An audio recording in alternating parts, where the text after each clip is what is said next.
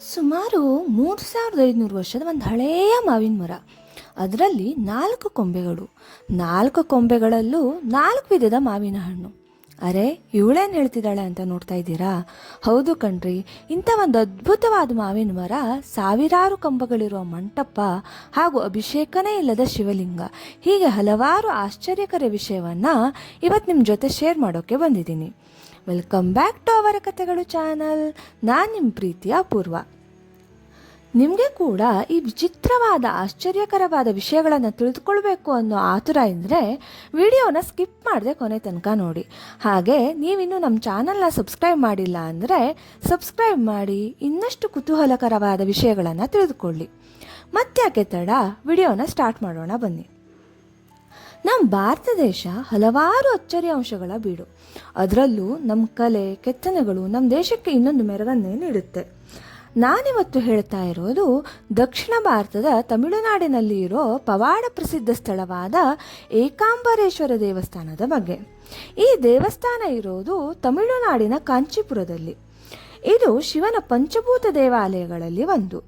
ಈ ದೇವಸ್ಥಾನ ಪಂಚಭೂತಗಳಲ್ಲಿ ಪೃಥ್ವಿ ಅಂದರೆ ಮಣ್ಣಿನ ಅಂಶವನ್ನು ಪ್ರತಿನಿಧಿಸುವ ಕ್ಷೇತ್ರ ಆಗಿದೆ. ಈ ಏಕಾಂಬರೇಶ್ವರ ದೇವಸ್ಥಾನದ ವಿಶೇಷತೆಗಳ ಬಗ್ಗೆ ವಿವರವಾಗಿ ತಿಳಿಸ್ತೇನೆ ಬನ್ನಿ. ಏಕಾಂಬರೇಶ್ವರ ದೇವಾಲಯ ಶಕ್ತಿಪೀಠಗಳಲ್ಲಿ ಒಂದಾದ ಕಾಮಾಕ್ಷಿ ಅಮ್ಮನವರ ಸನ್ನಿಧಿಯಿಂದ ಕೇವಲ 1 ಕಿಲೋಮೀಟರ್ ದೂರದಲ್ಲಿ ಇದೆ.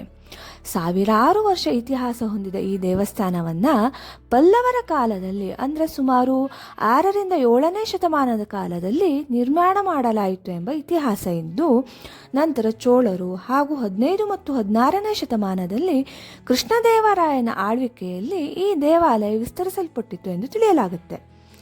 ಸುಮಾರು 25 ಎಕರೆಗಳಷ್ಟು ವಿಶಾಲವಾದ ಭೂಪ್ರದೇಶದಲ್ಲಿ ಈ ದೇವಾಲಯ ಇದ್ದು 194 ಫೀಟ್ ಎತ್ತರದ ರಾಜಗೋಪುರವನ್ನು ಇದು ಹೊಂದಿದೆ. ದೇವಸ್ಥಾನದ ಆವರಣದಲ್ಲಿ ಕರಿಕಾಲ ಚೋಳನ ವಿಗ್ರಹವನ್ನು ನಾವು ಕಾಣಬಹುದು. ಇದು ದೇವಾಲಯಕ್ಕೆ ಚೋಳರ ಕೊಡುಗೆಯನ್ನು ಸೂಚಿಸುತ್ತದೆ. ದೇವಾಲಯದ ನಿರ್ಮಾಣದ ಸಂದರ್ಭದಲ್ಲಿ ಕರಿಕಾಲ ಚೋಳ ರಾಜನಾಗಿದ್ದರೂ ಸಹ ಸೈನಿಕರ ಜೊತೆಗೂಡಿ ದೇವಾಲಯದ ನಿರ್ಮಾಣಕ್ಕೆ ಶ್ರಮಿಸಿದಂತೆ. ದೇವರ ಮುಂದೆ ರಾಜನೂ ಕೂಡ ಚಿಕ್ಕವನೇ ಎಂಬ ಅಂಶವನ್ನು ನಾವಿಲ್ಲಿ ಕಾಣಬಹುದು. ಇನ್ನು ಏಕಾಂಬರೇಶ್ವರ ದೇವಾಲಯದ ಪುರಾಣ ಕಥೆಯನ್ನು ತಿಳಿಯೋದಾದರೆ, ಸಾವಿರಾರು ವರ್ಷಗಳ ಹಿಂದೆ ಪಾರ್ವತೀ ದೇವಿಯು ಶಿವನನ್ನು ಒಲಿಸ್ಕೊಳ್ಳೋಕ್ಕೋಸ್ಕರ ಮಣ್ಣಿನಿಂದ ಶಿವಲಿಂಗವನ್ನು ನಿರ್ಮಿಸಿ ಕಠಿಣ ತಪಸ್ಸನ್ನು ಆಚರಿಸ್ತಾಳಂತೆ. ಪಾರ್ವತೀ ದೇವಿಯ ಭಕ್ತಿಯನ್ನು ಪರೀಕ್ಷೆ ಮಾಡಲು ಶಿವ ವೇಗಾವತಿ ನದಿಯ ಪ್ರವಾಹವನ್ನು ಉಂಟು ಮಾಡ್ತಾನಂತೆ. ಆಗ ಪಾರ್ವತೀ ದೇವಿಯು ಪ್ರವಾಹದಿಂದ ಶಿವಲಿಂಗವನ್ನು ರಕ್ಷಿಸೋಕ್ಕೋಸ್ಕರ ತನ್ನ 2 ತೋಳುಗಳನ್ನು ಬಳಸಿ ಶಿವಲಿಂಗವನ್ನು ಅಪ್ಪಿಕೊಳ್ತಾಳಂತೆ. ಪಾರ್ವತಿಯ ಭಕ್ತಿಗೆ ಮೆಚ್ಚಿದ ಶಿವ ಪ್ರತ್ಯಕ್ಷನಾಗಿ ಪಾರ್ವತೀ ದೇವಿಯನ್ನು ವರಿಸ್ತಾನೆ ಅನ್ನೋದು ಈ ಕ್ಷೇತ್ರದ ಪುರಾಣ ಆಗಿದೆ. ಇಲ್ಲಿನ ಶಿವಲಿಂಗ ಮಣ್ಣಿನಲ್ಲಿ ನಿರ್ಮಿತವಾದ್ದರಿಂದ ಇದಕ್ಕೆ ಯಾವುದೇ ರೀತಿಯ ದ್ರವ ಪದಾರ್ಥಗಳಿಂದ ಅಭಿಷೇಕ ಮಾಡೋದಿಲ್ಲ. ಬದಲಾಗಿ ಚಂದನದ ಲೇಪನವನ್ನು ಮಾಡ್ತಾರೆ. ಈ ದೇವಾಲಯದ ದರ್ಶನ ಮಾಡೋದ್ರಿಂದ ಅತಿಯಾದ ಆತಂಕ, ಭಯ, ಅಸ್ಥಿರತೆ ಕಡಿಮೆ ಆಗುತ್ತೆ. ವೈವಾಹಿಕ ಜೀವನದ ಸಮಸ್ಯೆ ಮತ್ತು ಕುಟುಂಬ ಕಲಹಗಳು ಪರಿಹಾರವಾಗಿ ಜೀವನದಲ್ಲಿ ಒಳ್ಳೆಯ ನೆಲೆ ಮತ್ತು ಸ್ಥಿರತೆ ಪ್ರಾಪ್ತಿಯಾಗುತ್ತೆ ಎಂಬುದು ಇಲ್ಲಿನ ನಂಬಿಕೆ. ಇನ್ನು ದೇವಾಲಯದ ಇನ್ನೊಂದು ಪ್ರಮುಖ ವೈಶಿಷ್ಟ್ಯ ಎಂದರೆ ಸುಮಾರು 3500 ವರ್ಷಕ್ಕೂ ಹಳೆಯ ಮಾವಿನ ಮರ. ಈ ವಿಚಿತ್ರ ಏನು ಅಂದರೆ, ಮಾವಿನ ಮರದ ಬುಡ ಒಂದೇ, ಅದಕ್ಕೆ 4 ಪ್ರಮುಖ ಕೊಂಬೆಗಳಿವೆ. 4 ಕೊಂಬೆಗಳಲ್ಲೂ 4 ವಿಧವಾದ ಮಾವಿನ ಹಣ್ಣು ಬೆಳೆಯುತ್ತಂತೆ. ಎಂಥ ವಿಚಿತ್ರ ಅಲ್ವಾ? ಪಾರ್ವತೀ ದೇವಿ ಶಿವನನ್ನು ಇಲ್ಲೇ ಈ ಮರದ ಕೆಳಗನೆ ಮದುವೆ ಆಗ್ತಾಳೆ ಎಂಬ ಪೌರಾಣಿಕ ನಂಬಿಕೆ ಕೂಡ ಈ ಕ್ಷೇತ್ರಕ್ಕೆ ಇದೆ. ಅಲ್ಲದೆ ಈ 4 ಕೊಂಬೆಗಳು 4 ವೇದಗಳನ್ನು ಪ್ರತಿನಿಧಿಸುತ್ತೆ ಎಂಬ ನಂಬಿಕೆ ಕೂಡ ಇದೆ. ಈ ಮಾವಿನ ಮರ ಈ ದೇವಾಲಯದ ಇನ್ನೊಂದು ಪ್ರಮುಖ ಅಂಶ ಅಂತಲೇ ಹೇಳ್ಬೋದು. ಇನ್ನು 1000 ಕಂಬಗಳ ಮಂಟಪ. ದೇವಸ್ಥಾನದ ಪ್ರವೇಶ ದ್ವಾರದಿಂದಲೇ ನೂರಾರು ಸುಂದರ ಕೆತ್ತನೆಯ ಕಲ್ಲಿನ ಕಂಬಗಳನ್ನು ನಾವು ಕಾಣಬಹುದು. ಅತೀ ಸುಂದರವಾದ ಕಲ್ಲಿನಲ್ಲಿ ಕೆತ್ತಿದ ಕಲಾಕೃತಿಗಳನ್ನು ನೋಡೋಕೆ ಚಂದ. ಆದರೆ ನಾವು ಅಂದ್ಕೊಂಡಿದ್ವಿ 1000 ಕಂಬಗಳೆಲ್ಲ ಇಲ್ಲ ಬಿಡು, ಒಂದು 500 ಕಂಬಗಳು ಇರ್ಬೋದು ಅಂತ.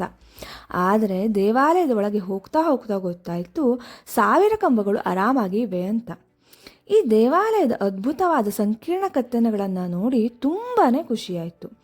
ಇಂತಹ ಕೆತ್ತನೆಗಳನ್ನು ನೋಡಿದಾಗ ನಮ್ಮ ಪೂರ್ವಜರು, ಅವರ ಕಲಾಕೃತಿ, ಅವರ ಜ್ಞಾನ ನೋಡಿ ಹೆಮ್ಮೆ ಅನಿಸುತ್ತೆ. ಮತ್ತು ನಾನು ಈ ಕಲ್ಲಿನ ಕೆತ್ತನೆ ನೋಡುವಾಗ ನನ್ನ ಕಣ್ಣಿಗೆ ಬಂದಿದ್ದು ಈ ಪರ್ಟಿಕ್ಯುಲರ್ ಕಲ್ಲಿನ ಕೆತ್ತನೆ. ಇದನ್ನು ನೀವು ಸೂಕ್ಷ್ಮವಾಗಿ ಗಮನಿಸಿದರೆ ಒಬ್ಬ ಮನುಷ್ಯ ಬಾಗಿ ಕೈಯಲ್ಲಿ ಬಿಲ್ಲನ್ನು ಹಿಡಿದು ಸಮತಟ್ಟಾದ ಒಂದು ಹಲಗೆಯ ಮೇಲೆ ಒಂದು ಕಾಲನ್ನು ಇಟ್ಟು ಇನ್ನೊಂದು ಕಾಲನ್ನು ಮಡಚಿದ್ದಾನೆ. ಹಾಗೂ ಈ ಹಲಗೆ ಚಕ್ರದಂತಹ 2 ರಚನೆಗಳಲ್ಲಿ ಕಂಡುಬರುತ್ತದೆ. ಇದನ್ನು ನೋಡಿದಾಗ ನನಗೆ ನೆನಪಾಗಿದ್ದು ಈಗಿನ ಕಾಲದ ಸ್ಕೇಟಿಂಗ್ ಬೋರ್ಡ್. 1000 ವರ್ಷಗಳ ಹಿಂದೆಯೇ ನಮ್ಮ ಪೂರ್ವಜರಿಗೆ ಸ್ಕೇಟಿಂಗ್ ಬೋರ್ಡ್ನಂತಹ ಉಪಕರಣಗಳು ತಿಳಿದಿತ್ತಾ ಅನ್ನೋ ಪ್ರಶ್ನೆ ನನ್ನಲ್ಲಿ ಮೂಡಿದ್ದು ಸುಳ್ಳಲ್ಲ. ಈ ಕೆತ್ತನೆಯನ್ನು ನೋಡಿದಾಗ ನಿಮಗೇನು ಅನ್ನಿಸ್ತು ಅಂತ ಕಮೆಂಟ್ನಲ್ಲಿ ತಿಳಿಸಿ. ದೀಪಗಳನ್ನು ಹಚ್ಚಲು ಬಳಸ್ತಿದ್ದ ವಸ್ತುಗಳು, ಅವುಗಳ ರಚನೆ, ಚಿಕ್ಕ ಚಿಕ್ಕ ಡೀಟೇಲ್ಸು, ದೇವಸ್ಥಾನದ ಕಲ್ಯಾಣಿ ಇವನ್ನೆಲ್ಲ ನೋಡಿ ದೇವಾಲಯದ ದರ್ಶನವನ್ನು ನಾವು ಮುಗಿಸಿದ್ವಿ. ಯಾವುದೇ ಒಂದು ಸ್ಥಳಕ್ಕೆ ಭೇಟಿ ನೀಡಿದಾಗ ಆ ಕ್ಷೇತ್ರದ ಮಹಿಮೆ ನಮಗೆ ತಿಳಿದಿದ್ದರೆ ಆ ಸ್ಥಳದ ವಿಶಿಷ್ಟ ಅನುಭವ ಇನ್ನೂ ಚೆನ್ನಾಗಿರುತ್ತೆ ಅನ್ನೋದು ನನ್ನ ನಂಬಿಕೆ. ಈ ಕಾರಣದಿಂದನೇ ನಾನು ಈ ಏಕಾಂಬರೇಶ್ವರ ದೇವಸ್ಥಾನದ ಕುರಿತು ನಾನು ಕಲೆಕ್ಟ್ ಮಾಡಿದಂಥ ಕೆಲವಷ್ಟು ಇನ್ಫಾರ್ಮೇಷನ್ನ ನಿಮ್ಮ ಜೊತೆ ಹಂಚ್ಕೊಳ್ಳೋ ಚಿಕ್ಕ ಪ್ರಯತ್ನನೇ ಇದು. ನಿಮಗೆಲ್ಲ ಈ ವ್ಲಾಗ್ ಇಷ್ಟ ಆಯಿತು ಅಂತ ಅಂದ್ಕೊಳ್ತೇನೆ. ಹೀಗೆ ಇನ್ನೂ ಹಲವಾರು ವಿಷಯಗಳ ಜೊತೆ ನಿಮ್ಮ ಮುಂದೆ ಬರ್ತೇನೆ. ವಿಡಿಯೋ ಇಷ್ಟ ಆದರೆ ಲೈಕ್ ಮಾಡಿ, ಶೇರ್ ಮಾಡಿ, ಹಾಗೆ ನಿಮ್ಮ ಅಭಿಪ್ರಾಯನ ಕಮೆಂಟ್ ಮಾಡೋ ಮೂಲಕ ತಿಳಿಸಿ ಅಂತ ಹೇಳ್ತಾ ನೆಕ್ಸ್ಟ್ ವಿಡಿಯೋದಲ್ಲಿ ಸಿಗೋಣ. ಬಾಯ್ ಬಾಯ್, ಟೇಕ್ ಕೇರ್, ಹರ್ ಹರ್ ಮಹಾದೇವ್.